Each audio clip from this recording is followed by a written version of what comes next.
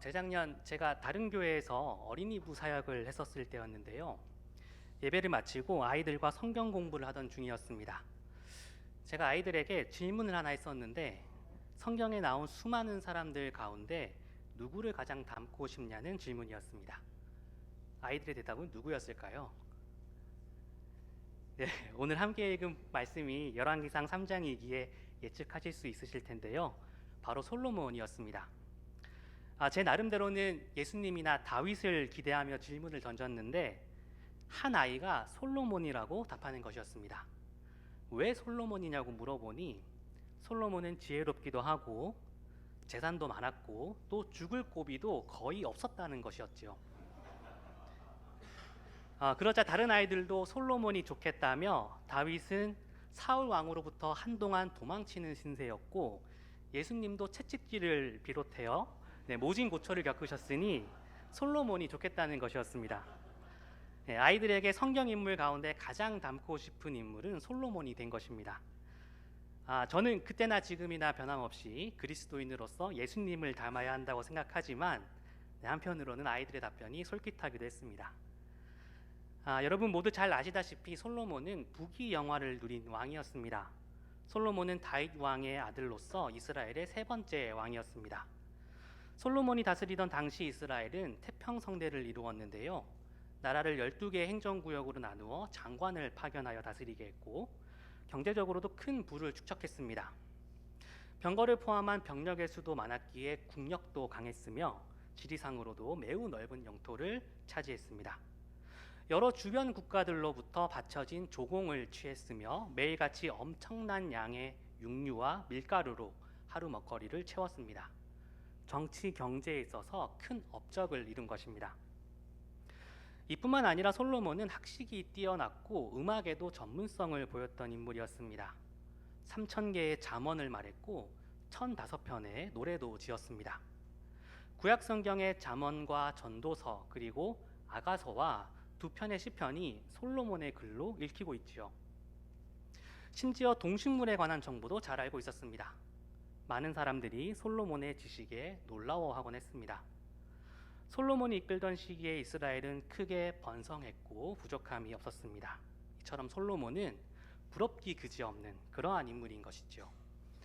요즘 말로 영앤리치, 알파메일, 엄치나 이런 명칭을 다 갖다 붙여도 모자람이 없는 것만 같습니다.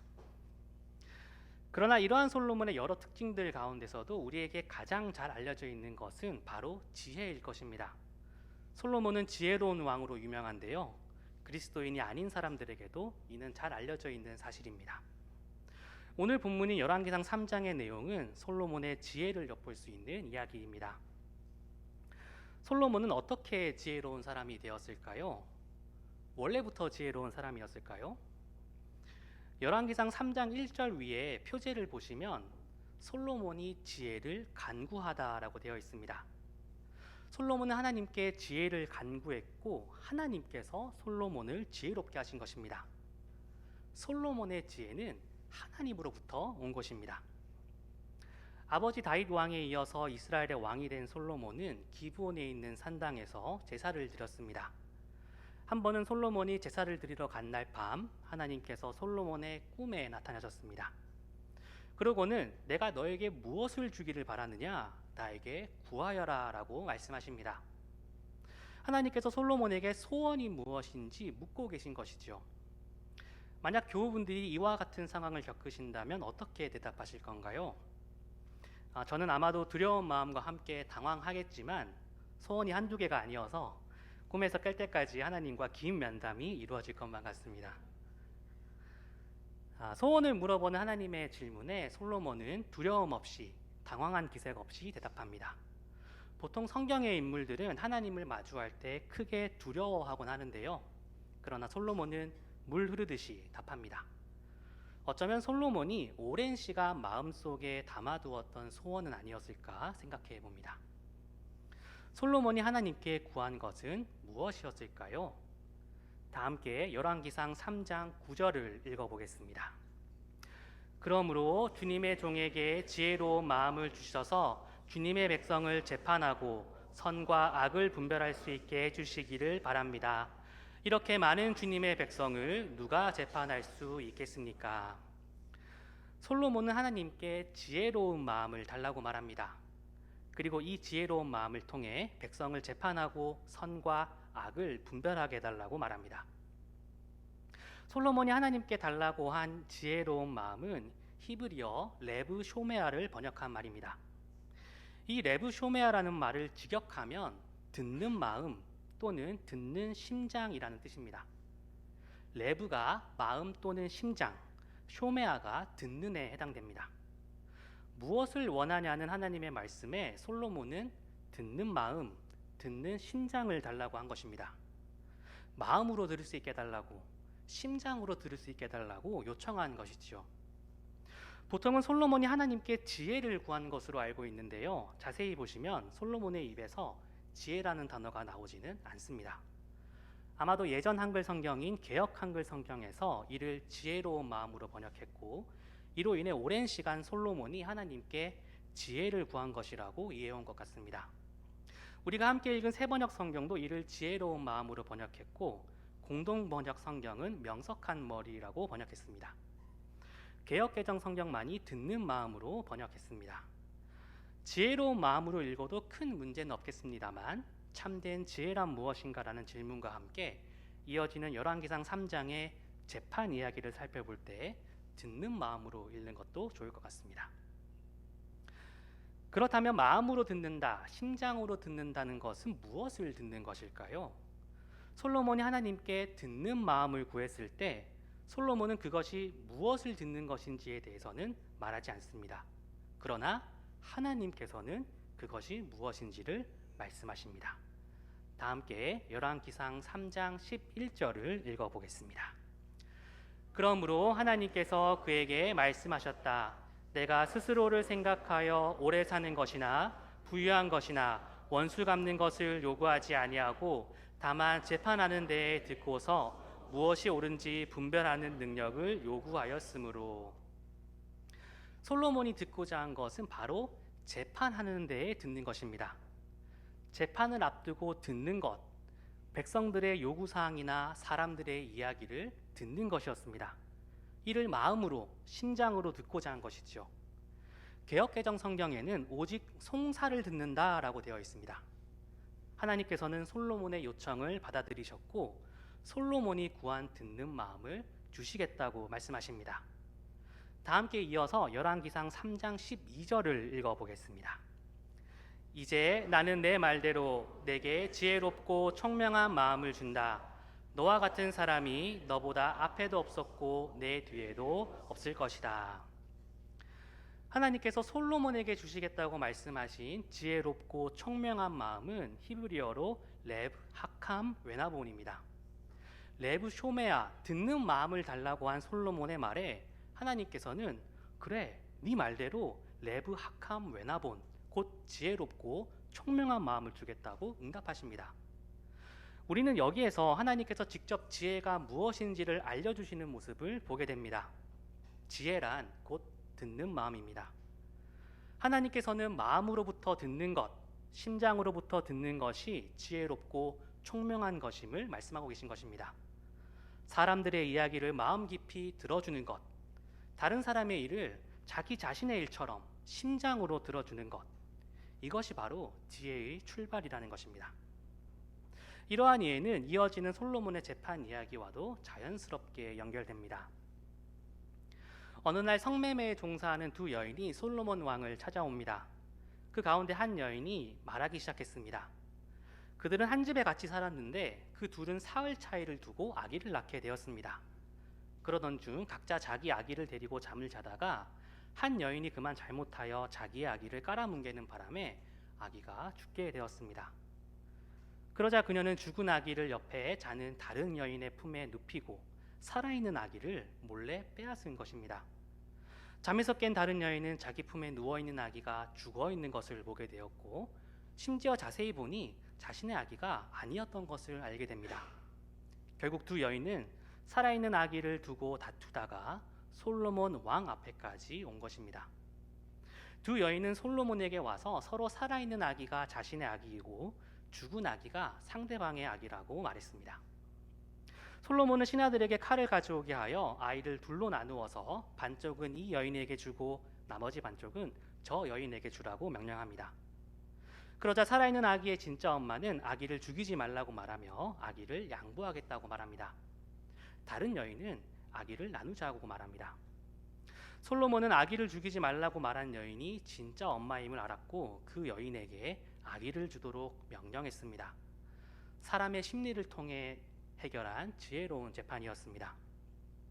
그런데 여기에서 솔로몬의 지혜로운 판단 이전에 성경 본문이 이 장면을 어떻게 서술하는지를 자세히 살펴볼 필요가 있겠습니다. 17절에서부터 한 여인이 자신의 상황을 상세하게 말합니다. 그리고 22절에서부터는 다른 여인이 자신의 상황을 상세하게 말합니다. 두 여인은 왕 앞에 서며 자신의 입장을 적극적으로 말하고 있는 것입니다. 이를 듣고 솔로몬은 3장 23절에서 다음과 같이 말합니다. 다 함께 열왕기상 3장 23절과 24절 첫 번째 문장까지를 읽어보겠습니다. 왕은 속으로 생각하였다. 두 여자가 서로 살아있는 아이를 자기의 아들이라고 하고 죽은 아이를 다른 여자의 아들이라고 한다. 그렇다면 좋은 수가 있다. 왕은 신하들에게 칼을 가져오게 하였다. 솔로몬은 먼저 여인들의 말을 상세히 들었고 이를 통해 사건을 다시 한번 반복 정리했습니다. 솔로몬은 점을 친다거나 하나님께 기도하고 오겠다고 말하거나 다른 증인을 요구하지 않았습니다. 그저 여인들의 말에 먼저 귀를 기울였습니다. 그리고 그 여인들의 말을 기준으로 하여 판결을 내린 것입니다. 여인들의 사회적 위치나 상황, 배경을 가지고 판결한다거나 솔로몬 본인의 기준과 잣대로 판단하는 것이 아니었습니다. 이 재판 이야기는 솔로몬이 구한 레브 쇼메아, 듣는 마음이 무엇인지를 보여주는 설명으로서 기록된 것입니다. 비슷한 내용을 담고 있는 역대기에서는 솔로몬이 하나님께 지혜와 지식을 구했다고 기록되어 있는데요. 이 두 여인에 관한 재판 내용은 기록되어 있지 않습니다. 이러한 점을 미루어 볼 때 이 재판 이야기는 더더욱 듣는 마음이 무엇인지를 보여주는 사건임을 알 수 있습니다. 솔로몬은 지혜로운 왕으로서 이제까지 수많은 재판을 담당했을 것입니다. 그런데 왜 열왕기에서는 하필 몸 파는 두 여인의 이야기를 듣는 마음의 예시로 삼아 기록한 것일까요? 이것은 마음으로부터 듣는다는 것, 심장으로부터 듣는다는 것이 누구의 소리를 어디까지 들어주어야 하는지를 보여주기 위함입니다. 오늘날보다 훨씬 더 가부장적이고 남성 우월적인 고대 세계에서 몸을 파는 여성들의 사회적 지위는 매우 낮았을 것입니다. 사람 취급하지 못하는 경우에 해당되었을 것입니다. 그러나 본문의 이야기는 한 나라의 왕이 그 여인들의 목소리에 귀를 기울이고 그들의 말을 상세히 들어주고 있음을 보여줍니다. 사회 구조상 가장 높은 위치에 있는 왕이 가장 말단에 있는 이들의 목소리를 마음으로 그리고 심장으로 들어주고 있는 장면인 것입니다. 지혜는 마음으로부터 듣는 것, 심장 깊은 곳에서 듣는 것으로부터 시작됩니다. 그 어느 누구도 편견 없이 있는 그대로 귀를 기울이는 것으로부터 시작하는 것입니다. 그런데 지혜란 단순히 다른 사람의 이야기를 들어주는 것만을 가리킬까요? 솔로몬이 한 말을 다시 한번 살펴보겠습니다. 다 함께 열왕기상 3장 6절을 읽어보겠습니다. 솔로몬이 대답하였다. 주님께서는 주님의 종이요 나의 아버지인 다윗이 진실과 공의와 정직한 마음으로 주님을 모시고 살았다고 해서 큰 은혜를 베풀어 주시고 또 그 큰 은혜로 그를 지켜주셔서 오늘과 같이 이렇게 그 보좌에 앉을 아들까지 주셨습니다. 솔로몬은 듣는 마음을 달라고 말하기 전에 아버지 다윗 왕이 진실과 공의와 정직한 마음으로 주님을 모시고 살았음을 말합니다. 다윗은 오직 하나님만이 주님이심을 고백하며 하나님의 뜻을 구하며 그 뜻대로 살고자 했습니다. 그리고 그러한 다윗에 이어서 솔로몬이 왕이 되었습니다. 솔로몬 역시 먼저 하나님을 주님으로 고백하며 하나님의 뜻을 아는 것이 중요하다는 것을 알고 있었습니다. 그리고 이스라엘의 왕으로서 그러한 하나님의 뜻대로 분별하기를 바랬습니다. 하나님만을 경외하며 하나님의 뜻과 기준을 따라 사는 것이 지혜의 근본입니다. 솔로몬은 그러한 지혜의 근본과 함께 백성들의 목소리를 마음으로 그리고 심장으로 들을 수 있게 해달라고 한 것입니다. 옳고 그름에 관한 뚜렷한 기준을 가지는 것과 함께 다른 사람에 대한 이해와 공감 또한 필요한 것입니다. 하나님의 뜻을 품고 그 뜻에 따라 열린 마음으로 다른 사람의 목소리에 귀를 기울일 때 올바른 분별을 할 수 있는 것입니다. 이것이 바로 온전한 지혜, 참된 지혜인 것입니다. 솔로몬이 하나님께 듣는 마음을 구했던 이야기는 열왕기상 4장에서 마무리됩니다. 다 함께 열왕기상 4장 29절을 읽어보겠습니다. 하나님께서 솔로몬에게 지혜와 총명과 넓은 마음을 바닷가의 모래알처럼 한없이 많이 주시니. 듣는 마음을 구한 솔로몬에게 하나님께서는 지혜와 총명뿐만 아니라 넓은 마음을 바닷가의 모래알처럼 주셨습니다. 다른 사람의 이야기를 듣고 그들의 사정을 헤아리는 넓은 마음, 커다란 심장을 허락하신 것이지요. 시대가 발전되었다고 하더라도 여전히 우리의 삶 가운데는 아무리 외쳐도 잘 들리지 않는 목소리들이 많이 있습니다. 소중한 인격으로서 목소리 높여 외치지만 우리의 귀에는 그 목소리가 잘 들리지 않습니다. 너무나 가벼이 그 목소리에 귀를 닫곤 합니다. 심지어 그 목소리를 불편하게 여김으로써 차별과 배제를 보이기도 하지요. 자신의 삶을 돌이켜보면 우리는 알게 모르게 그러한 모습을 보이며 살아갈 때가 많습니다. 이러한 현실 속에서 우리는 그러한 목소리에 귀를 기울일 필요가 있습니다. 물론 이것은 쉬운 일이 아닐 것입니다.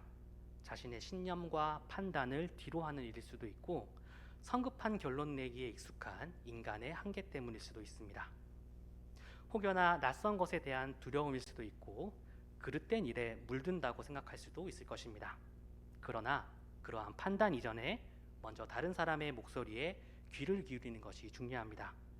잘 판단하기 위해서는 잘 들어야만 합니다. 오늘은 우리 교단 총회에서 제정한 청년주일입니다.